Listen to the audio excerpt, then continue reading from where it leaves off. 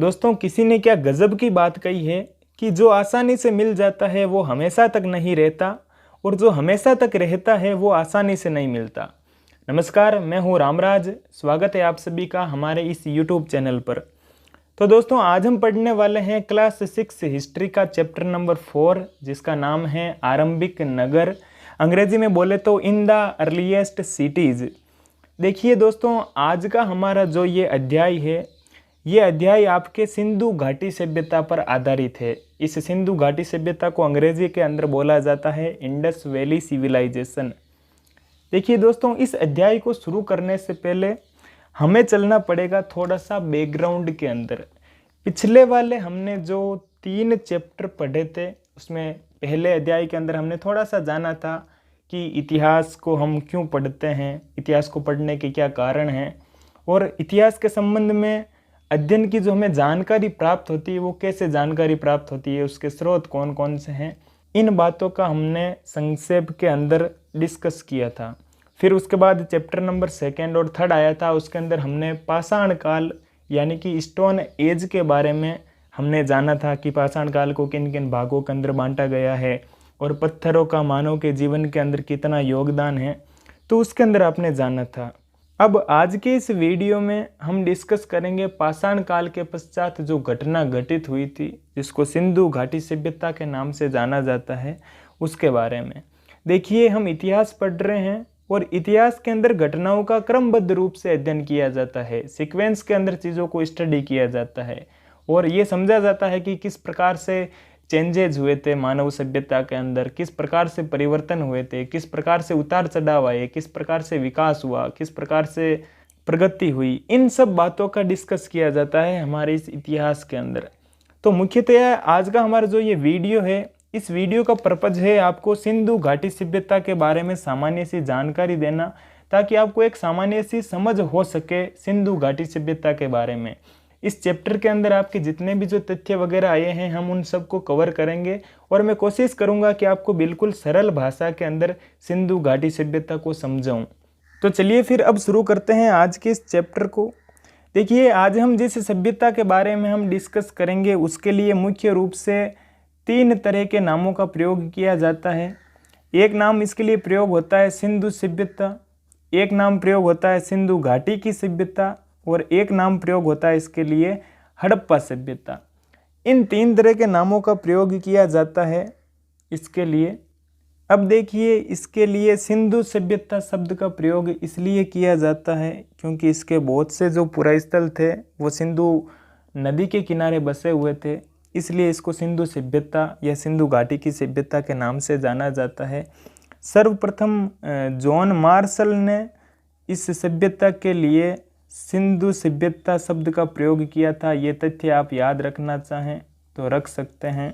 John Marshall ने सर्वप्रथम सिंधु सभ्यता शब्द का प्रयोग किया था इसके लिए।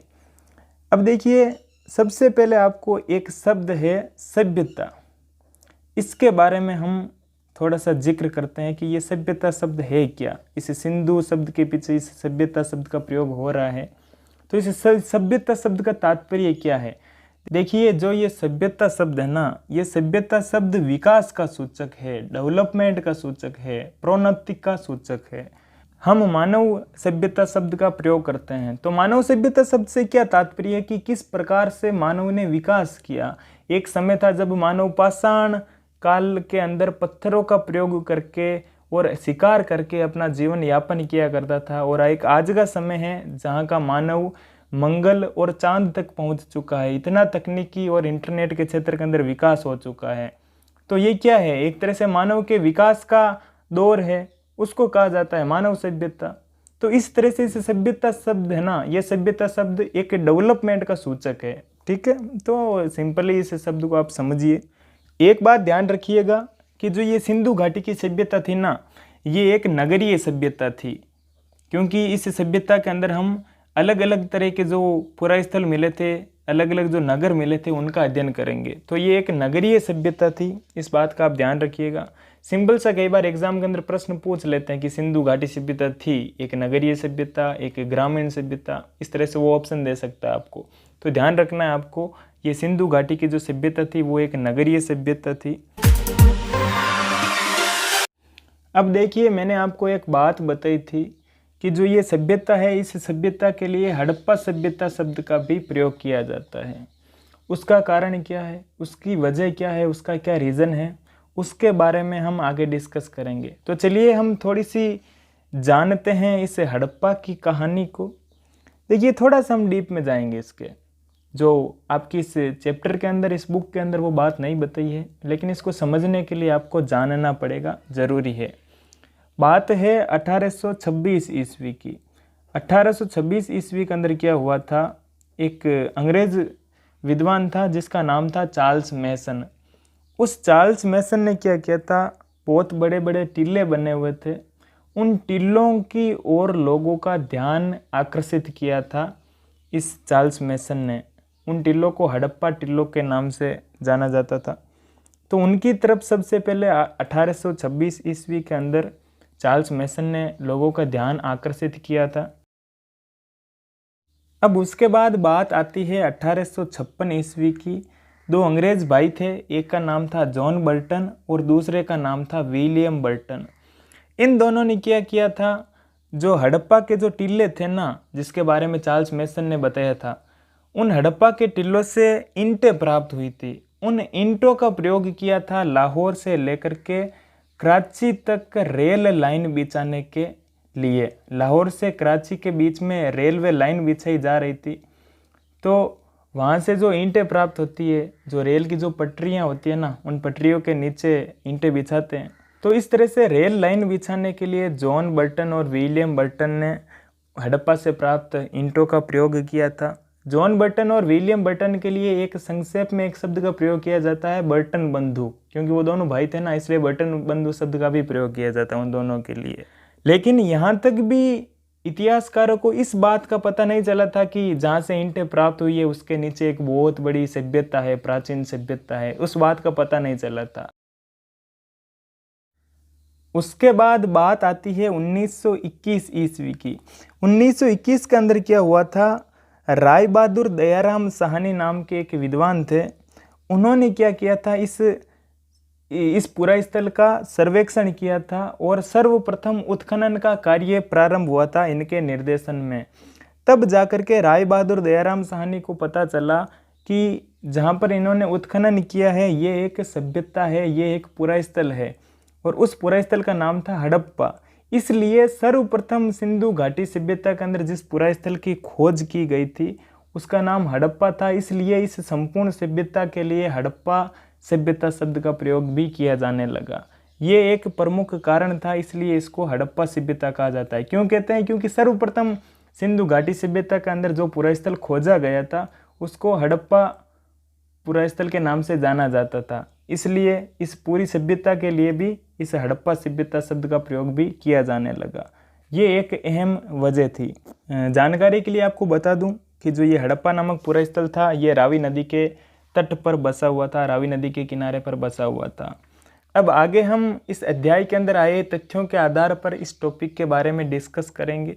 तो सबसे पहले बताया जा रहा है कि हड़प्पा पुरा स्थल वर्तमान पाकिस्तान में स्थित है। अभी हमने जिस हड़प्पा पुरा स्थल के बारे में थोड़ी सी जानकारी ली थी वो वर्तमान पाकिस्तान में है, क्योंकि आपको पता है 1947 के अंदर हिंदुस्तान का भारत और पाकिस्तान इन दो देशों के अंदर विभाजन हो गया था, तो ये हड़प्पा पुरा स्थल पाकिस्तान के अंडर में आ गया था। तो अभी फ़िलहाल इंडिया के अंदर ये नहीं है हड़प्पा, अभी वर्तमान पाकिस्तान के अंदर है और ये रावी नदी के तट पर है। ये बात तो मैंने आपको बताई है। उसके बाद दूसरा तथ्य बताया जा रहा है मोहनजोदड़ो के बारे में। देखिए, मोहनजोदड़ो भी हड़प्पा की तरह एक पुरा स्थल ही है और ये भी वर्तमान पाकिस्तान के अंदर है। अगर इस मोहनजोदड़ो का अगर आप शाब्दिक अर्थ देखना चाहें तो वो होता है मृतकों का टीला। ठीक है, मृतकों का टीला मोहनजोदड़ो शब्द का शाब्दिक अर्थ होता है। इस मोहनजोदड़ो की खोज 1922 ईस्वी में राखलदास बनर्जी ने की थी।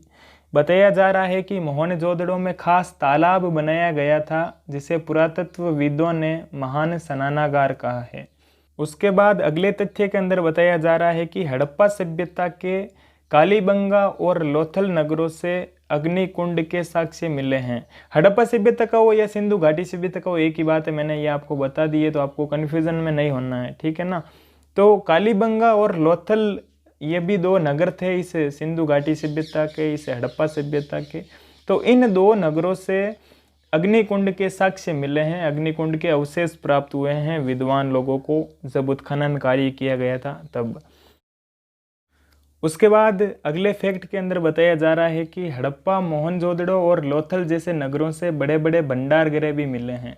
देखिए ये भंडार गृह क्या होते थे, जो अनाज होता है उस अनाज को स्टोर रखने के लिए भंडार गृह बनाए जाते थे। उसकी वजह क्या थी, कई बार बाढ़ आ जाती थी तो उस बाढ़ से अनाज की सुरक्षा के लिए या फिर जो कुछ चूहे वगैरह होते थे या कोई अन्य जो जीव जंतु होते थे तो उनसे सुरक्षा के लिए, उनसे सेफ्टी के लिए इन भंडार गृहों का निर्माण किया जाता था, जहाँ पर जो आवश्यक खाद्य सामग्री होती थी वो वहाँ पर एक जगह एकत्रित की जाती थी ताकि वो सुरक्षित रह सके, बाढ़ और अन्य प्रकार की जो चीज़ें होती है उनसे सुरक्षित रह सके।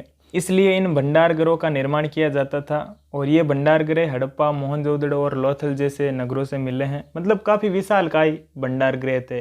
इस सभ्यता के अंदर सबसे बड़े बड़े जो भंडार गृह थे वो इन 3 नगरों से, 3 पुरास्थलों से प्राप्त हुए हैं।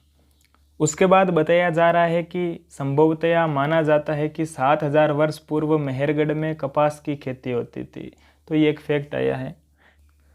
उसके बाद आपके इस अध्याय के अंदर देखिए एक शब्द आया है फेयंस करके, ठीक है। ये फेयंस क्या होता है, देखिए पत्थर और शंख प्राकृतिक तौर पर पाए जाते हैं। पत्थर और शंखों का जो निर्माण होता है वो प्रकृति की देन है, प्राकृतिक रूप से इनका निर्माण होता है। लेकिन जो फेयंस है, इन फेयंस को कृत्रिम रूप से तैयार किया जाता था, यानी कि मनुष्य के द्वारा तैयार किया जाता था। और इन फेयंस का इस्तेमाल किस बात में होता था, हड़प्पा काल के अंदर फेयंस से मनके, चूड़ियाँ, बाले और छोटे बर्तन बनाए जाते थे। तो मुख्यतया ये फेयंस का इस्तेमाल था जो कृत्रिम रूप से मानव द्वारा ही तैयार किया जाता था हड़प्पा कालीन दौर के अंदर, हड़प्पा काल के अंदर। उसके बाद एक धातु आ रही है, कांसा धातु। देखिए ये कांसा एक मिश्रित धातु है और इसका निर्माण किया जाता है तांबा और टिन, इन 2 धातुओं को मिला करके इस कांसा नामक धातु का निर्माण किया जाता है।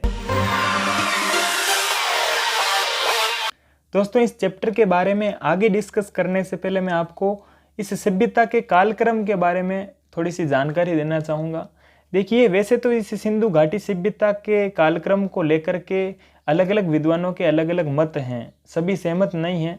लेकिन हम NCERT पढ़ रहे हैं तो इस NCERT के अनुसार इस सिंधु घाटी सभ्यता का जो कालक्रम है वो 2500 ईसा पूर्व से लेकर के 1800 ईसा पूर्व के बीच में माना जाता है। इसी कालक्रम के दौरान इस सभ्यता का विकास हुआ।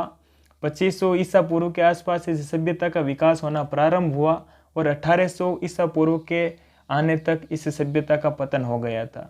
अब ये ईसा पूर्व क्या है, इसके बारे में हमने चैप्टर 1 के अंदर डिस्कस किया था, तो बार बार मैं ये चीज़ें यहाँ पर रिपीट नहीं करूँगा। मैं मान के चल रहा हूँ कि इस ईसा पूर्व शब्द से आप परिचित होंगे, ठीक है।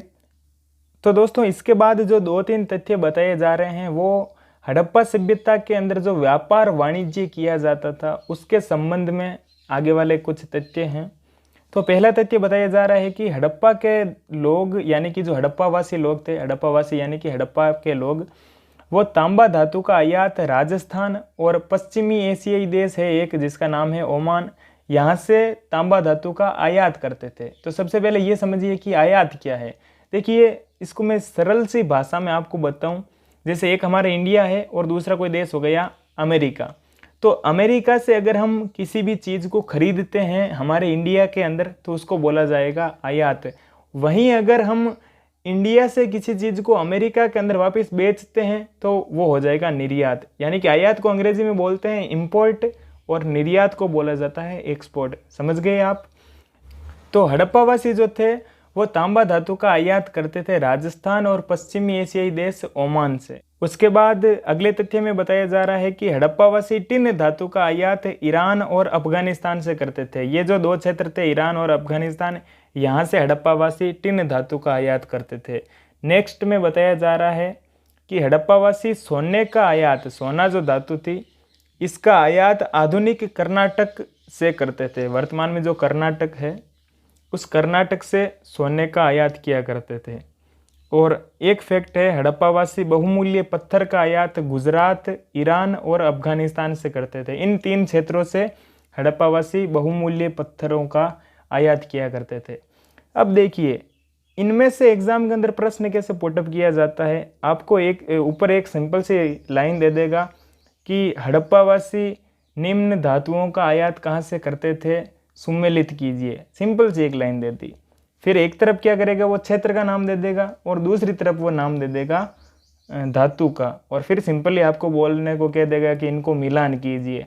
तो अगर आपको इन चीज़ों का ध्यान होगा तो आप सही ऑप्शन को चूज कर पाएंगे, सही से मिलान कर पाएंगे, अन्यथा नहीं कर पाएंगे। अब हम बढ़ते हैं आगे की तरफ। अब दोस्तों इसके बाद आगे आपका सिंपल सा तथ्य बताया जा रहा है जिसके बारे में हम पहले भी डिस्कस कर चुके हैं कि जो ये हड़प्पा पुरास्थल था, ये हड़प्पा स्थल सिंधु की सहायक नदी थी एक, जिसका नाम था रावी नदी। इस रावी नदी के तट पर यह हड़प्पा पुरास्थल स्थित था। और उसके बाद हमने मोहनजोदड़ो पुरास्थल के बारे में देखा था। तो ये मोहनजोदड़ो पुरास्थल सिंधु नदी के तट पर बसा हुआ था। आ गई ये बात समझ में। देखिए दोस्तों इसके बाद जो तथ्य बताया जा रहा है ना, ये एक काफ़ी इंपॉर्टेंट तथ्य है। इसके अंदर बता रहा है कि कच्छ के इलाके में खदीर बेत के किनारे धोलावीरा नगर बसा था जो 3 भागों के अंदर बंटा हुआ था।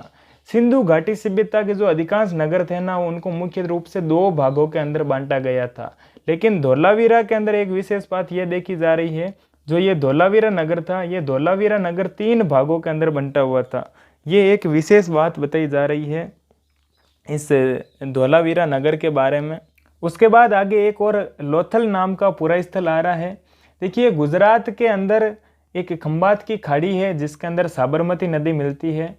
इस साबरमती नदी की एक उप नदी है जिसका नाम है भोगवा। इस भोगवा नदी के तट पर यह लोथल पुरास्थल स्थित है। और इस लोथल पुरास्थल से कीमती पत्थर जैसे कच्चा माल आसानी से मिल जाता था। यहाँ पर कीमती पत्थर मिलते थे, ठीक है, जिनका आयात किया करते थे हड़प्पावासी। और उसके बाद एक अंतिम पुरास्थल आ रहा है इस चैप्टर का जिसका नाम है कालीबंगा। और ये कालीबंगा पुरास्थल घग्गर नदी के तट पर स्थित था। तो दोस्तों अभी आपने यहाँ पर जो 4-5 तथ्य पढ़े हैं, यहाँ पर मुख्यतः आपने यही जाना है कि कौन सा पुरास्थल है और वो पुरास्थल किस नदी के किनारे पर बसा हुआ है। तो एग्जाम के अंदर उसी तरह से प्रश्न पूछ सकते हैं। एक तरफ आपको पुरास्थल का नाम दे देगा और दूसरी तरफ नदियों का नाम दे देगा, और फिर आपको वो बोलेगा कि इनको सुमेलित कीजिए कि कौन सा पुरास्थल किस नदी के किनारे पर बसा हुआ है। तो ये तथ्य आपको ज्ञात हो ही गए हैं। उसके पश्चात इस चैप्टर के संबंध में अंतिम तथ्य बताया जा रहा है कि दुनिया के इतिहास में शवों को दफनाने की परंपरा को देखते हुए मिस्र में सबसे ज़्यादा धन दौलत खर्च किया जाता था। मिस्र की जो सभ्यता थी, वहाँ पर अगर किसी व्यक्ति की मृत्यु हो जाती थी तो उसके शव को पिरामिडों के अंदर दफनाया जाता था और उसके अंदर अपार धन संपदा खर्च की जाती थी, धन दौलत खर्च किया जाता था मिस्र वासियों के द्वारा। और मिस्र के पिरामिड वर्ल्ड फेमस हैं। आपको पता है मिस्र के अंदर एक पिरामिड है जिसका नाम है गिज़ा का पिरामिड। ये संसार के 7 अजूबों 7 आश्चर्यों के अंदर इस गिज़ा के पिरामिड को सम्मिलित किया गया है। तो आज की इस वीडियो का उद्देश्य यही था कि NCERT की बुक के माध्यम से सिंधु घाटी सभ्यता के बारे में आपको एक सामान्य सा परिचय दिया जाए, ताकि फ्यूचर में जब हम इस टॉपिक को पढ़ेंगे डीपली, तो अगर आपको थोड़ा बहुत नॉलेज होगा इस टॉपिक के संबंध में, तो चीज़ों को समझना और भी ज़्यादा ईजी होगा आपके लिए। तो आई होप ये चैप्टर आपको अच्छे से समझ में आया होगा। इस चैप्टर के संबंध में जितने भी जो नोट्स बन रहे थे वो मैंने प्रॉपर ढंग से लिख करके आपको उपलब्ध करवा दिए हैं। अगर आप नोट्स लिखने में अपना टाइम वेस्ट नहीं करना चाहते हैं तो इस बुक के सभी चैप्टर्स के प्रॉपर ढंग से लिखे हुए हैंड रिटन नोट्स की PDF भी आप डिस्क्रिप्शन में दी गई लिंक के थ्रू ले सकते हैं और PDF फॉर्मेट में नोट्स पढ़कर नियमित रूप से आप अपना रिवीजन कर सकते हैं। तो दोस्तों ये वीडियो अगर आपको अच्छा लगा तो आप इसको लाइक और शेयर कीजिए, और मेरे द्वारा जो ये छोटा सा प्रयास किया जा रहा है ये आपको पसंद आया है तो आप कमेंट बॉक्स के अंदर कमेंट भी ज़रूर कीजिए। मैं लगता हूँ अगले वीडियो की तैयारी में, तब तक के लिए धन्यवाद।